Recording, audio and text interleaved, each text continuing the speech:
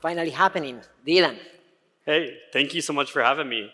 And this is an amazing group. I got to meet some folks on my way in and just, wow, what an incredible community you've created. Well, community is something that I know you care a lot about. I'm curious to know, how did you actually fit community around your product? I mean, from the start of Figma, it's not like we started and had the Figma community, obviously. Rather, it was the case that there was a design community out there, and I was so eager to break into it myself and for Figma. And I was very lucky. Designers and Silicon Valley culture in general is all about, I think, paying it forward. And folks are so receptive to someone that sends them a cold email, and they will actually reply. I try my best to do the same. Not able to always do it, but I do try very hard.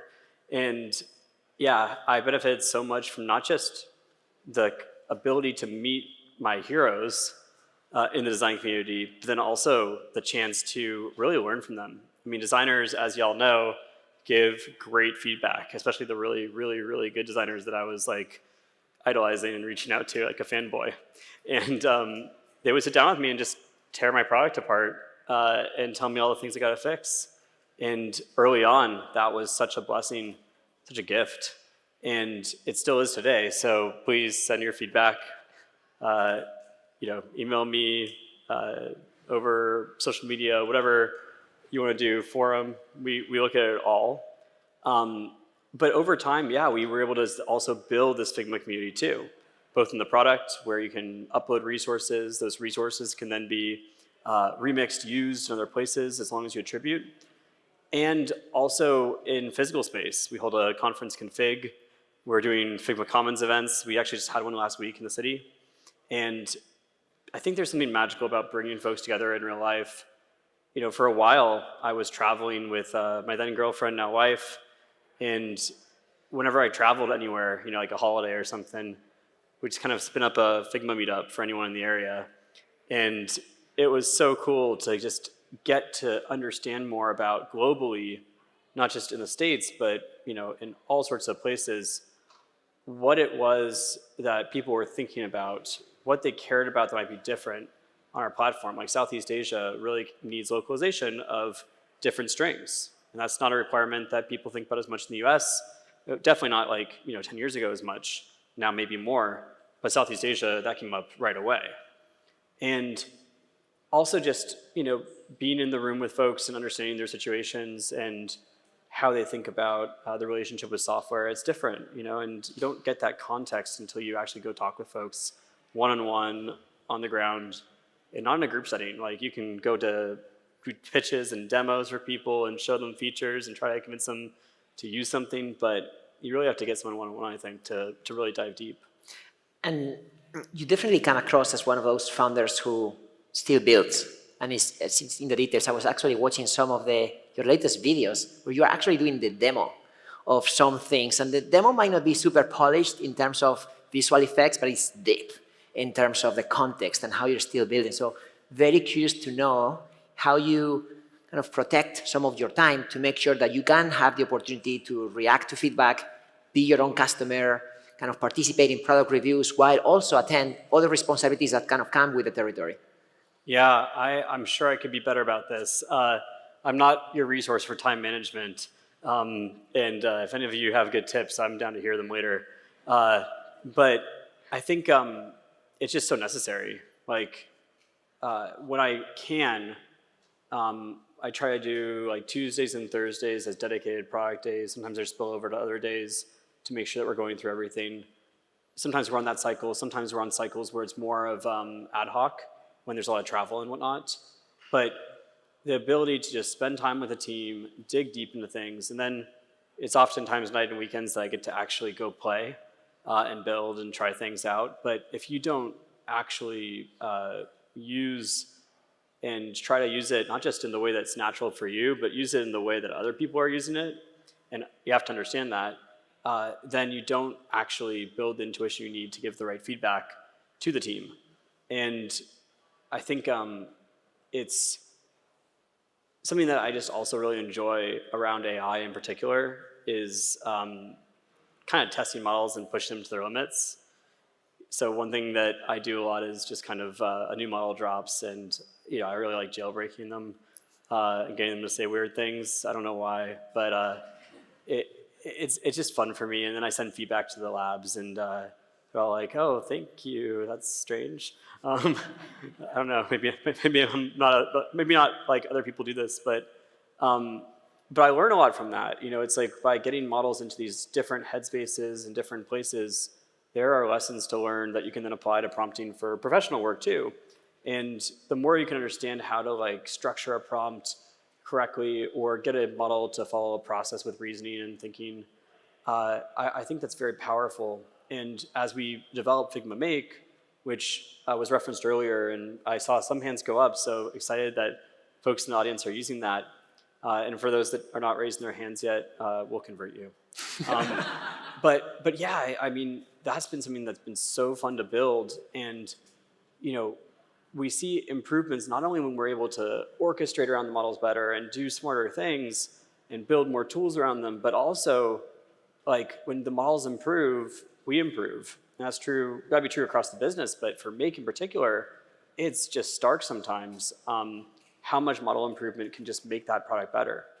And also, I think that just the prompting strategies that we can help users create or understand or lean into, those are opportunities as well. And we ultimately want to get to a world where, Figma Make and Figma Design are two sides of the same coin.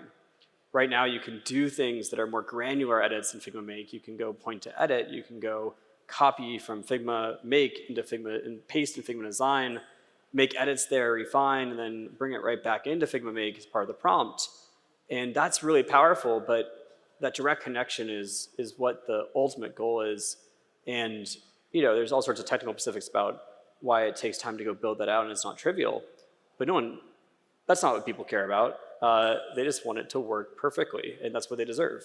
So we're thinking a lot about that, and how do you actually marry these worlds together of code and design in the right ways, where you can get the right benefits in the right places. And that's been a really fun journey to be on too. And so much that I get to learn from our team as well about prompting and just AI usage.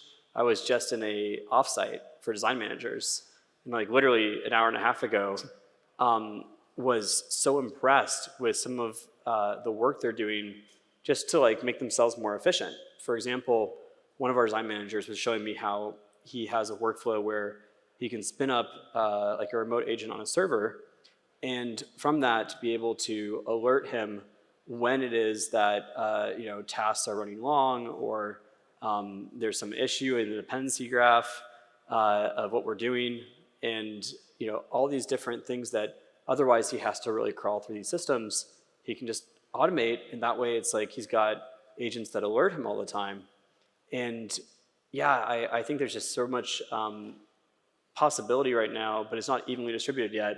We're all learning these workflows, and even amongst design and PM, I think I'm really excited for how we can get product managers to be able to share more ideas as part of the design process, because as a product manager, you can go and ask your designer, hey, can you make this mock-up flow? And you'll get some version of what you have in your head. Or you yourself can spend 20 minutes doing 4 explorations in Figma Make, and with that, explore 4 different ideas you have, bring them all to the table, and then work with your designer to figure out, okay, which one should we refine, and how far can we push it? How much can we make this awesome? Because now we're in this world of software where good enough is no longer enough. Good enough is mediocre. I want to double click on that. Good enough is no longer enough. Yeah. Can you elaborate a little bit more on that, please? Absolutely, yeah. I mean, I think that it's been our thesis from the start of Figma, almost the start, certainly for the past decade, that design is at the top of the value stack for software. And as you think about that value stack and how it's changing, how the software landscape is changing, there's just an exponential rise of software and the amount of software in the world that we've been on for decades now. I mean, Mark Andreessen wrote an essay, I think 2011. about how software's eating the world, right? Famous essay, and it's only kind of compounded that exponential curve since then, which is a really wild thing to be able to say. And now we're in this world with AI where software is easier to create. So with that curve going vertical instead of just exponential, what does that mean? And how do you win? How do you differentiate? How do you actually put out a product that's going to be the best it possibly can be? And I think it's design, it's craft, it's point of view. It's also your brand, your marketing. And it all has to connect and work together. You need to understand as a product manager or designer the constraints you're living under. Like, what are the business constraints? What are the business objectives? What is the way that the brand needs to operate? What's our point of view on our space, our world? And all of that, and also the culture of the moment, plus the specific flows you're working through, it all connects together. And if you're not able to internalize that all and think through it as a system, and then articulate it in a way that's like really joyful and wonderful for the user, I just don't think you're gonna win. And I think because of that, because design is how you win or lose, we need everyone in that product development process to care about design. And I also believe that with tools like Figma Make and also the ability to use a design system you've built internally in Figma Make, you're able to make it so that what you create, the idea or 4 ideas that you put out there to explore that option space, it's more consistent with the way that things actually look and work. It's not going to be like the highest craft thing that your designer will work on and create with you, but it will be something that passes, that's credible. And if you can get to credibility, then someone will actually look at that idea and not just dismiss it because it doesn't look right, but rather evaluate it on its own terms. And that's a good starting point. So one statistic I think I heard you share before was that around 2/3 of your user base are actually not designers. Correct. Extremely surprising to me, because when I think of Figma, I think of design. But I think there's a caveat here. It's not designers, it's design. Design as a craft. Now it's also being used through product in this case. And the audience here are product leaders. And so I'm very curious to know specifically how you are seeing product leaders benefit and make the most out of design, when sometimes design can be misunderstood as something too subjective or even too low level. Mm-hmm. Well, I think that it's interesting, the word subjective even, because I think that's the beauty of design, is that it's non-deterministic, it's not obvious. And that's the art and science of it. It's the opportunity.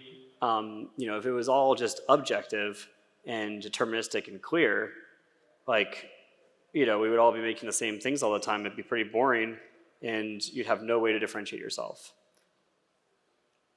The possibility to go push the boundaries with design and actually lean into the craft, wherever you're coming from in the org, people should be all thinking about this and figuring out what's the strategy to do this.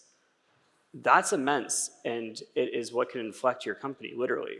And the distribution of what we're seeing in the market right now is literally all over the place. You've got folks who are just trying to figure out, how do I build my design team? What's a design system? What are best practices? All the way to, literally people that are mirroring and executives and CEOs that are basically going into talent wars for design, just like we're seeing with AI research. And I think that end of the distribution where people are valuing design so much and making the designers they bring in key leaders alongside product, and really just making sure that the folks that are advocating for great craft are the ones that are able to shape the roadmap, to shape the future of the product. Those are the founders and CEOs that I am very bullish on. I know who they are, and they're the folks that I legitimately think will win. And I think their competition's behind. And so it's really important as a product leader, as a CEO, whoever you are, to be advocating for the voice of design, regardless of where that voice is coming from. Otherwise, I think you're in a rough shape, and if that's not the org you're in right now, or if there's constraints that are working against you, I think you got to go fix it or maybe find another org. So 2 days ago, you were at the OpenAI Dev Day, and I saw you announcing that now you can Figma pretty much outside Figma. I'd love for you to kind of elaborate a little more on how you are thinking of that as a way to unlock more usage, more ease of usage for design. Yeah, we started with FigJam as an app. So you can now invoke the Figma app through ChatGPT.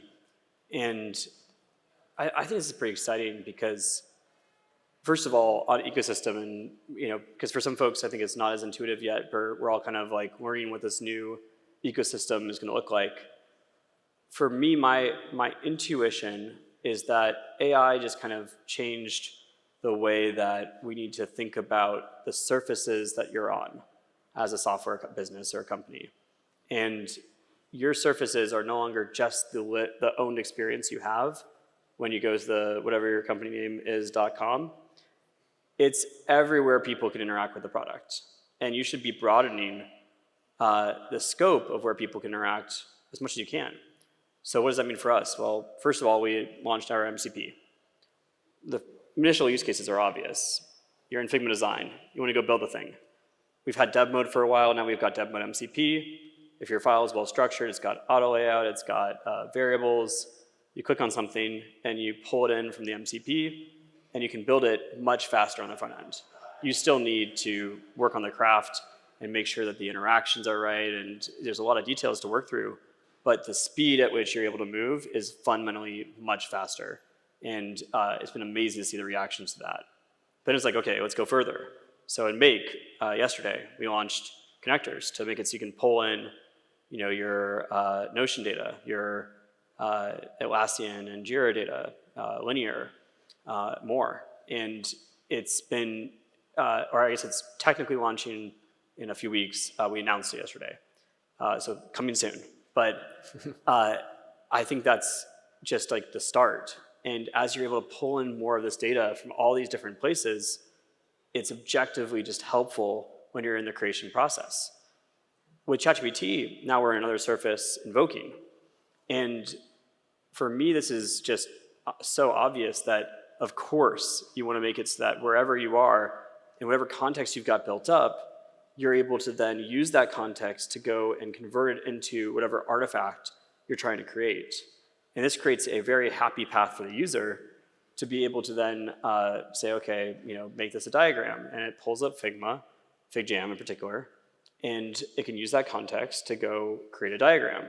You can then go back and forth. You can prompt FigJam. You can iterate on things. If you want to go further, you can then open it in Figma on our platform. You can save it to your account. You can share it out. Or you can visually tweak it with all the tools we provide. And depending on your use case and who you are and what you're trying to accomplish, you might be doing any of those things. You might never see the data, or you might be going and doing extended editing. Maybe you're a Figma user, maybe you're not. It doesn't matter.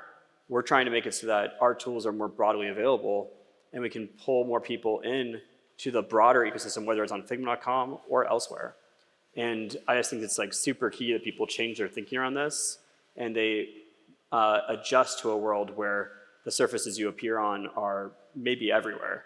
And so we're very open right now on the partnership side and just trying to do as many partnerships and integrations as we can, as long as it's the right setup and the right user experience, because we think this is the future.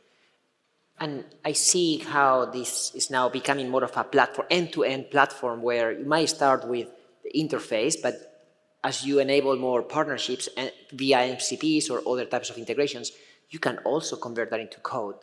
Ultimately, we're converging design, code, product, if you will. So I'm curious to know how you're thinking about that from an org design standpoint. Yeah, I guess before we get to org design, it's just the vision from the start was eliminate the gap between imagination and reality. And that's kind of like a heady, abstract statement. So in 2012, people were like, what? And eventually we changed it to make design accessible to all, and now we're back to where we started, eliminate the gap between imagination and reality. What does that mean for our product platform today? You want to be able to go from idea to product. So we offer, of course, FigJam, like I just mentioned, for brainstorming, whiteboarding, diagramming use cases, but also with your team, not just individually. And we try to make it fun. That was a key part of building FigJam. Tell me more about that. Like when you say making it fun, what are some ways of delighting the customer? Yeah, well, it's interesting. I mean, FigJam was our second product. So we started with Figma Design, and I'm sure many of you are in the situation where you're working on a company and you're doing product and you are dedicated to like one product and you're not yet a multi-product company. Making that change from one product to two products, it's hard. And everyone told me it'd be hard. I think I just underestimated that it would actually be hard. Probably should have listened better. But it's not that it's hard building it necessarily. What's hard is figuring out all the flows and figuring out how to adjust the entire company's operating rhythm and whatnot to support both products. Anyway, it's COVID. I've been arguing for years. We got to have a whiteboarding, brainstorming, diagramming surface because I see these use cases in Figma. And everyone's like, that's nice, Dylan. We got like a huge backlog of customer requests and quality stuff we want to fix. And like, are you sure you want to go dedicate resources to this? And we've got so much we got to do here and we don't feel like we've won. And, it's always like, oh yeah, okay. And then COVID comes, people are changing their behaviors in Figma. They started really treating Figma as a space. So one day Slack went down, for example, and people started to write text boxes in Figma, and it's multiplayer, so they're replying to each other through text boxes. And I'm like, what is happening? This is not what we designed Figma Design for. And don't worry, Slack, like we're not going into your space. But it was also the case that people were just kind of hanging out. Everyone's sheltering in place, not able to be together. People started to draw these collaborative cities, not just inside their companies, across companies. They were having team hangouts in Figma Design because of multiplayer. And it just felt like the moment had changed. And the support requests, you look at those, you're like, wow, this is spiking. So let's go make this new surface that's simpler for these use cases. And there's so much more we want to do there. We'll do it there rather than make Figma Design more complex. So we're about a month away from launch, which we got there very quickly. It was a fast build, 5-6 months or something. And a month away, we were looking at the product and just kind of lacked soul. It was pretty boring and it felt undifferentiated. And we just kind of had this moment where we went, shoot, what do we do? We're so close. We want to hit this milestone. And I actually pulled the team and our board into a meeting because I thought it was so important and pressing that we figure this out. Wait, the board and the team together? Yeah. I mean, I got a great board too. And the board was smaller then, so a little bit easier to coordinate. But yeah, we brought them all together. And it was like, this is a core strategic question for the company. Was treated as such. Here are some ideas of different ways we could go. And we kind of talked through them. One of them was fun. And that was kind of, I'll be honest, it was my point of view that we should differentiate that way, but not everyone was on that page. We talked through all the different ways, and at the end of the meeting, everyone was came out and went, okay, fun is our differentiator. The team was skeptical, but they went with it. And we did a design sprint for a day. And out of that design sprint, I think came maybe 20, 21, 2 ideas. About 4 or 5 of them we built. And things like stamping, reactions, cursor chat, the music player, timers that are fun and interesting in terms of how they work, and more came out of that one-day design sprint. And the only objective for the day for our design team was figure out how to make FigJam fun. And I think it's just the creativity of our team is amazing. We've got awesome people, and that's definitely part of it. But also I think just the clear objective and the constrained time to go think through what are the ideas we should explore here, and having everyone kind of in one Zoom together and one Figma design file together, those were really helpful mechanics for how to go accomplish this. But yeah, it definitely made the product go from, it's all right to pretty awesome. My favorite feature, actually, I didn't mention yet, if you wave your cursor around in FigJam, it makes this kind of floppy hand and then you can high five other people. I was really into that one. I love that analogy because sometimes it's hard to measure something like that, right? It's fun, but at the same time, just putting people in that mindset kind of sparks something more than just an NPS score to define the satisfaction. And that also reminds me of founder of Airbnb, and you know well, Brian, when he was talking about the concept of the 6 stars or the 7 stars or the 12 stars, and just fantasizing what it would be like to have like an out of the charts experience. Yeah, I think Airbnb is such a great example of a company that's really thought through that experience design, everything from the brand that you see everywhere to the support tickets to the product platform to the host experience. And it's so easy when you think about brand to just focus on the logo. And that's not what it is. It's every touch point you have interacting with the company. And it all has to feel like the same language, the same voice. It's like if I showed up today and I was dressed in like, you know, some gold, purple robe with strings hanging off of it, you'd be like, what is going on with Dylan? Assuming you've met me before, you would think I'm maybe like not okay. Well, how many of our products are showing up in like, you know, a t-shirt and sweatpants in one location and like a tuxedo somewhere else, right? I mean, it's the consistency is key, and you have to figure out how to unify all this, and you really have to plot out what is the journey that people are on, and where are they going to first interact with you, and what are the key moments. I remember, I love what you said before about users kind of hacking your own product as a way to identify potential new use cases or even new products. Yep. I created calendar invites on Figma way back in the day before FigJam, you know. But I see an evolution of your product. For the longest time, you just had one product.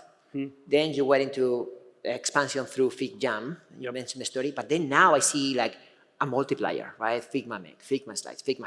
Yeah, So what is kind of that rationale to really go all in terms of multi-product? Well, basically, each product that has been introduced in the platform is some use case that we're seeing already.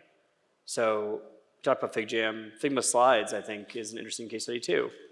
We have always done our own slide decks in Figma, like from before it made any sense to, because we just dog food all the time. And at some point, we looked at the numbers, and it was like, wow, this can't be right. Is that true? 5% of our files that are created in Figma Design are slides? And okay, well, if it's like literally that big, this deserves to have its own product surface. And so then we went and made that. And it was actually really cool how it happened. It was, you know, we do these maker weeks.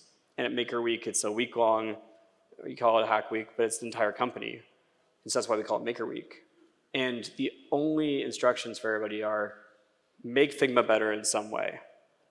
And one of the teams that came together for Maker Week created Figma Slides.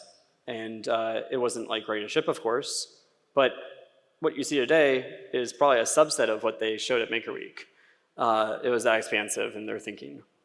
And then there was just so much energy about it that I was kind of the opinion of, oh, we got to focus elsewhere. But it just kind of happened. And very quickly, we had launched slides, and Mahika, the PM on the effort, was on stage at Config and poking fun at me because the code name of the project was Flides. Figma Slides, Flides.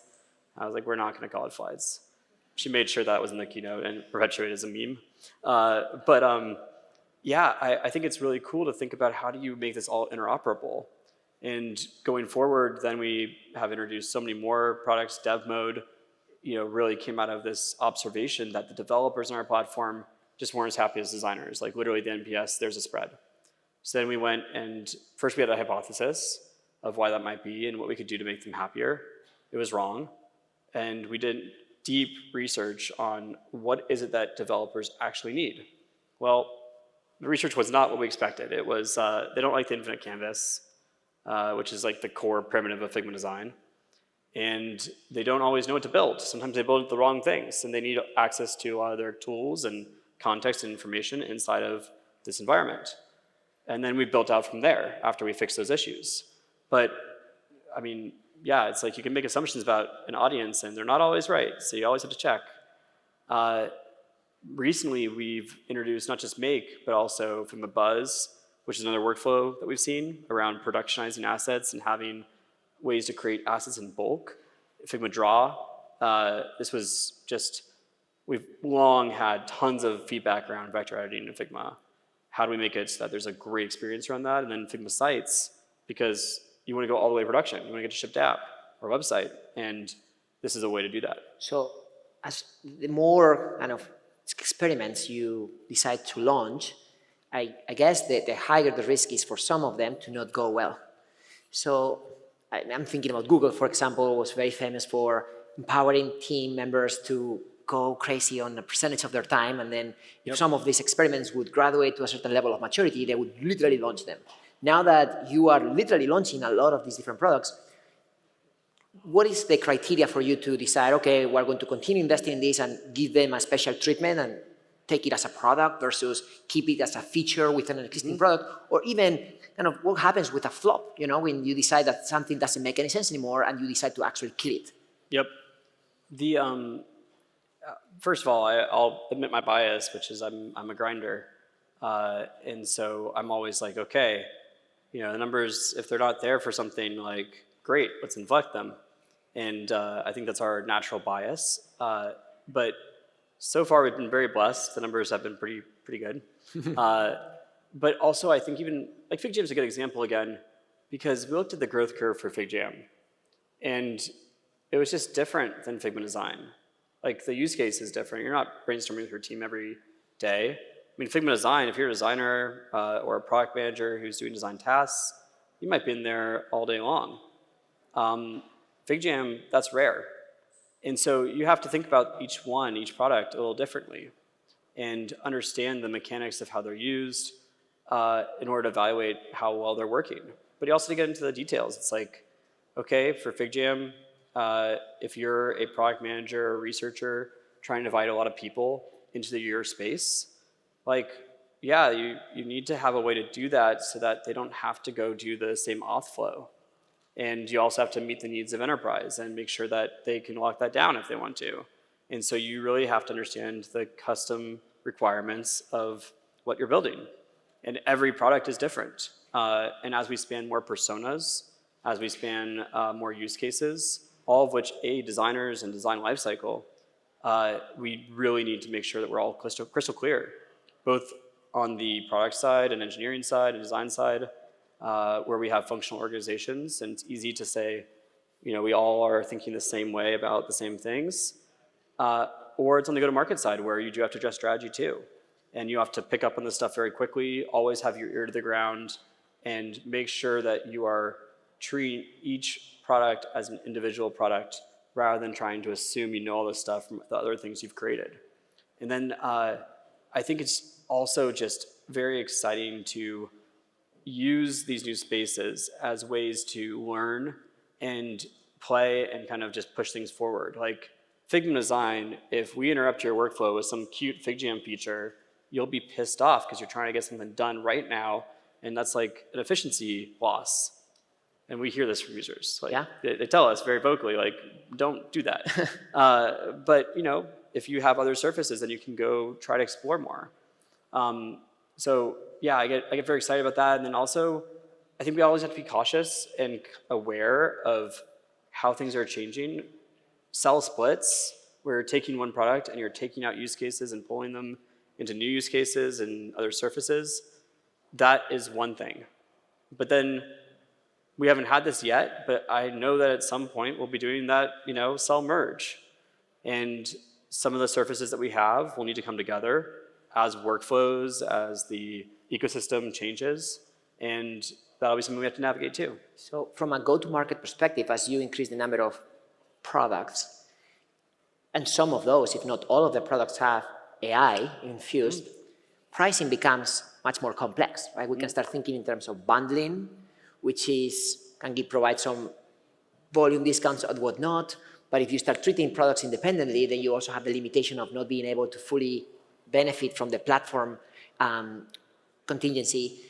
And then with AI, like if you just price per seat, you're kind of limiting, also capping your potential if some people really want to use more products. So how are you kind of combining all of that in order to price your portfolio of products? Yeah, we've announced, but we haven't enforced yet a credit model for AI. The reason we haven't enforced it yet is actually dotting the I's, crossing the T's, and making sure the billing systems are all working perfectly is a larger task than you might expect. And our billing team is awesome, so kudos to them. But yeah, I would say that the most important thing that I've been telling our team on repeat, to the point where they're sick of it now, is, first of all, our AI products have to be good.